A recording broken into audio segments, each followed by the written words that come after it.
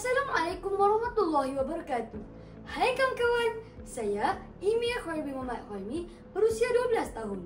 Saya belajar di Sekolah Rendah Arab Jaim Limau Pasir. Kod sekolah saya ialah MCT 1002. Saya gemar membaca buku dan bermain bola sepak bersama kawan-kawan saya.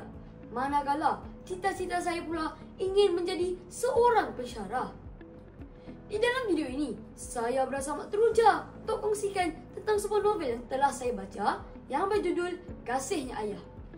Di dalam novel ini, terdapat banyak isi dan jalan cerita yang menarik. Tema utama novel ini ialah kekeluargaan yang menceritakan tentang kasih sayang di antara ibu ayah dan anak.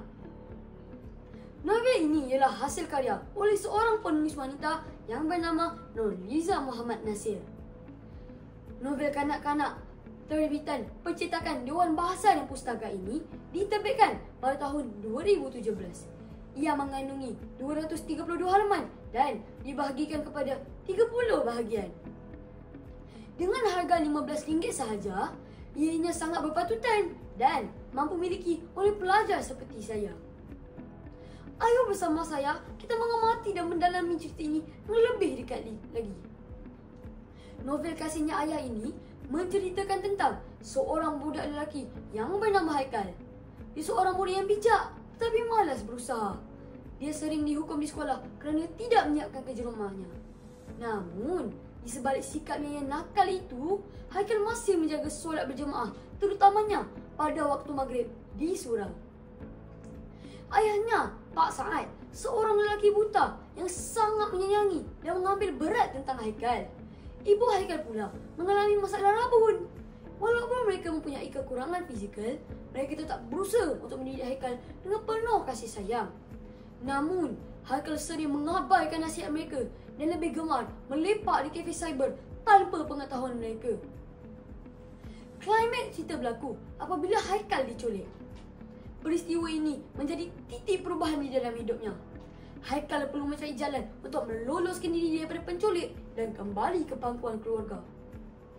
Sepanjang perjalanan, dia mula menyadari bahawa betapa besarnya kasih sayang ayahnya dan kesilapan yang dilakukannya.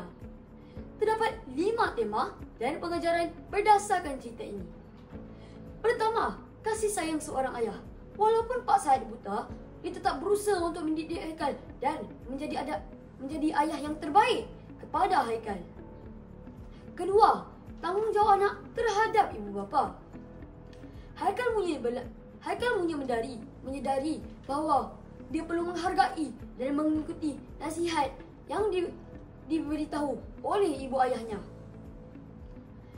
Perubahan dan keinsafan yang dapat saya amati terhadap Haikal ialah perubahan daripada seorang yang malas dan nakal kepada seorang yang lebih bertanggungjawab.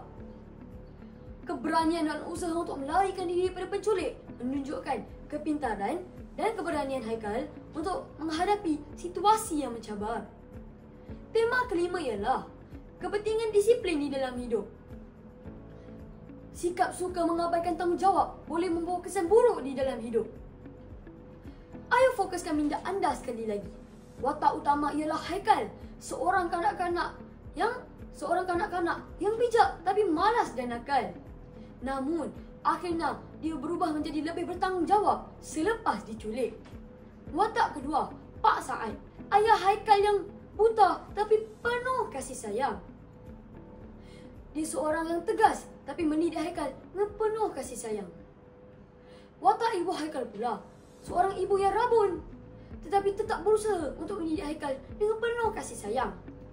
Watak antagonis pula merupakan penculik yang menculik Haikal dan menyebabkan dia mengalami pengalaman getir yang mengubah hidupnya.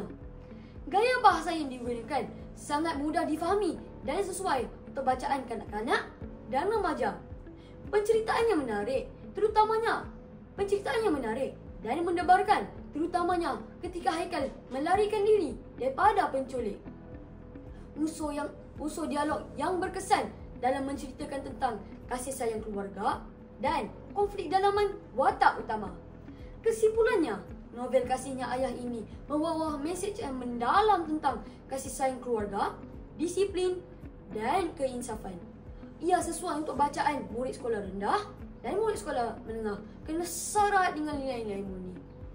Novel ini mengingatkan kita tentang kasih sayang ibu bapa tidak ternilai dan sebagai seorang anak harus menghargai pengorbanan mereka sebelum terlambat. Sekian, terima kasih.